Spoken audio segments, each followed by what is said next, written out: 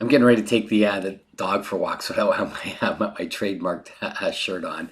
But I want to get this video out to you. And I'm going to talk about two massive time wasters in business. I'm Chris Guigan, founder of Engineered Growth Systems. And from working with countless business owners, they all want two things. They want to grow, or actually they have two things common. They want growth, but they don't have any time. And I was actually having a conversation. I don't need my glasses on. I was having a conversation with a guy the other day. It was very typical.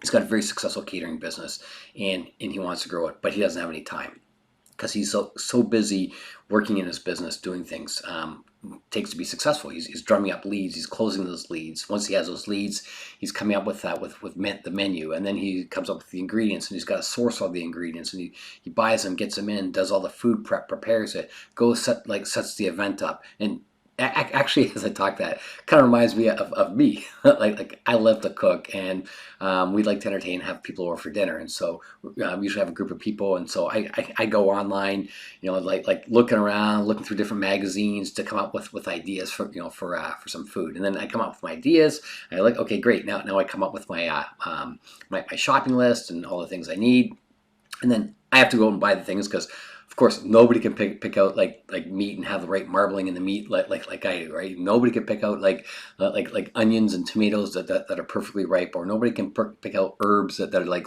smell as good or as fresh as good. Nobody can do that but me, right? There's a little bit of sarcasm in there if you haven't picked it up. And then I get the things home. And then I'm slicing and dicing. I'm chopping onions up, and I have to chop it up because nobody can chop them up as uniformly and as perfectly as me. um, and it's silly, because I could have other people doing that, and that's so common for people in their business. Like there's things that they're doing that they really shouldn't be doing and don't need to do. They like other people. You mean to tell me there's nobody else in the world that can dice an onion like I can? There's a lot of people that can't, right? And you mean tell me there's nobody in the world that can do some of these other tasks that you do?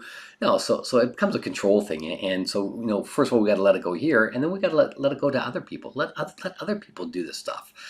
It's hard at first, I get it, I understand, but once you get it, it becomes fun. And so when we delegate things, we a lot of times we'll look at things and it's like, you know what, hey, that's not done right. So then we'll go in and we'll make the adjustment, and we'll make it to how it should be. Well, when we do that, we're not bringing confidence in people that we're delegating it to, and we're not growing them.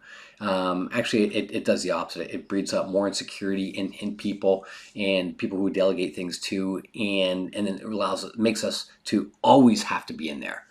Or the other thing is people just be like, you know what, it's just a small task. I'll just do it myself. It'll take me longer to tell them what to do than if I just go do it myself. So then you go and do it yourself.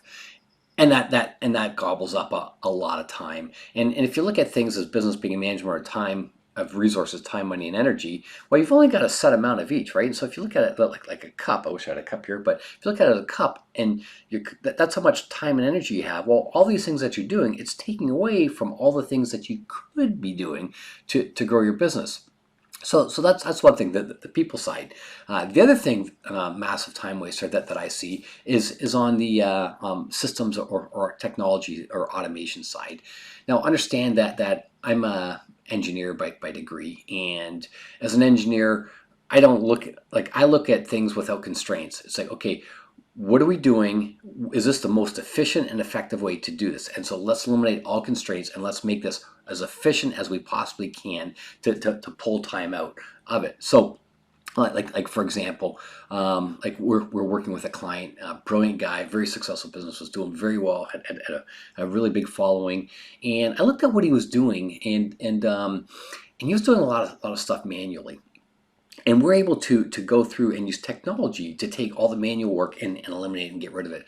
And so one of the things we did with him was we took this report that he was putting out on a regular basis, and we completely changed it. So because there's a lot of manual steps involved with it, in creating the report, and loading the report, getting onto a membership site, emailing it out, sending out the attachments with it, and all the rest. So instead, we use technology, and all he had to do at the end is he finished his report, click save, dropped it into a folder, and that was it. When that was done, it started all this technology automatically, that he didn't have to do anything with it. It automatically pulled the right email list, emailed that list out to people, or emailed that report out to people, as an attachment. And then it also took that report, it loaded it up and saved it into the membership site, so people could automatically like get to it. And then it created a number of other things as well that he didn't have to do. So we freed up a lot of his time doing that, and a lot of his team's time. In fact, we're able to do, that's one thing, we're able to do a number of things that basically like freed up, gosh, I think probably about 20 hours a week. Now this may seem a lot, but to me as an engineer, having done things and created these systems, and it's common. So like whatever you're doing, like we focusing on the people side and on the technology side, you can free up 5 to 20 hours a week. But I think it's probably more like 10, 20 hours a week, or maybe even more than 20 hours a week. So but the biggest thing is just being aware of things. People side's an easy one to fix. The technology one, I understand there's a little more to it, but there's so much more you can do. The biggest thing is like take your time out of all the stuff that you're doing, like delegate it to other people, have them do it, and make sure and there's a way to do it to make sure it's done up to your level of expectations. And then take this time, this extra 10, 20 hours a week or more, and do something fun. Like spend some time with your family. Like my kids are learning how to line dance, and so I'm starting to like learn too. There's something fun there, right? Spend time with your family, do stuff, take a trip, spend time with your wife, go on, or spouse, or go on a date night, and then also use some of the time to do some creative work in your business. The work, it gets the creative juices going, the things that, oh my gosh, I'd love to do that if only I could. Well, take some of that time and do some of those fun things, some of those creative things, and grow your business. Because what, life's too short just to be busy, like always working in our business, always grinding away, always. No, let's get rid of the grind. Let's get you more time, and let's get you more business. All right. Hope this was useful. And there, want some more resources, look under this video. There's a link or something like that to some other stuff. But anyhow, have a great day. Bye bye.